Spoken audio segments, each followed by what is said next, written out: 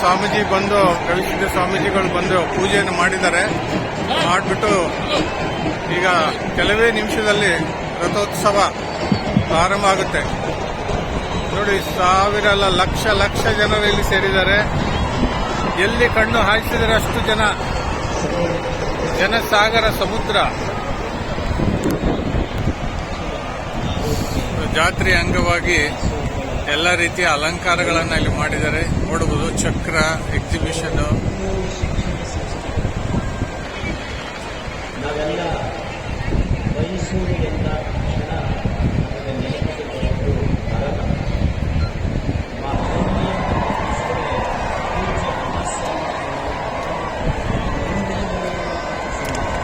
ಇವೆಲ್ಲ ಜನರ ತಲೆಗಳು ವೀಕ್ಷಕರೇ, ಸಾಗರದ ಜನ, ಬಿಂದುಗಳ ಹಾಗೆ ಪ್ರತಿಯೊಬ್ಬರ ತಲೆಗಳು ಕಾಣಿಸ್ತಾ ಇವೆ ನಮಗೆ. ಲಕ್ಷ ಲಕ್ಷ ಜನರು ಎಲ್ಲರೂ ಕಾತುರದಿಂದ ಕಾಯುತ್ತಿದ್ದಾರೆ ರಥೋತ್ಸವ ಯಾವಾಗ ಪ್ರಾರಂಭ ಆಗುತ್ತೆ ಅಂತ. ಸೊ ಈ ಕಡೆ ಈಗ ನಾವು ನಮ್ಮ ಪರದೆ ಮೇಲೆ ಕಾಣ್ತಾ ಇರೋದು ಇದು ಗವಿಸಿದ್ದ ಮಠ. ನೋಡ್ಬೋದು ನೀವು.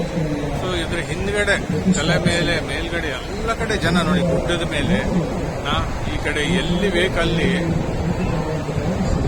ನೋಡಿ, ದೊಡ್ಡ ಗುಡ್ಡಗಳ ಮೇಲೇರಿ ಕುಳಿತಿದ್ದಾರೆ ಜನ.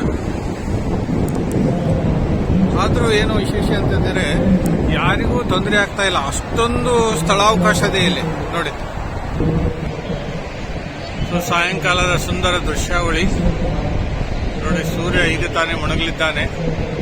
ಆತನು ಸಹ ಈ ರಥೋತ್ಸವದ ಚಾಲನೆಗೆ ಕಾಯ್ತಾ ಇದ್ದಾನೆ ಏನೋ ಅನಿಸ್ತಾ ಇದೆ.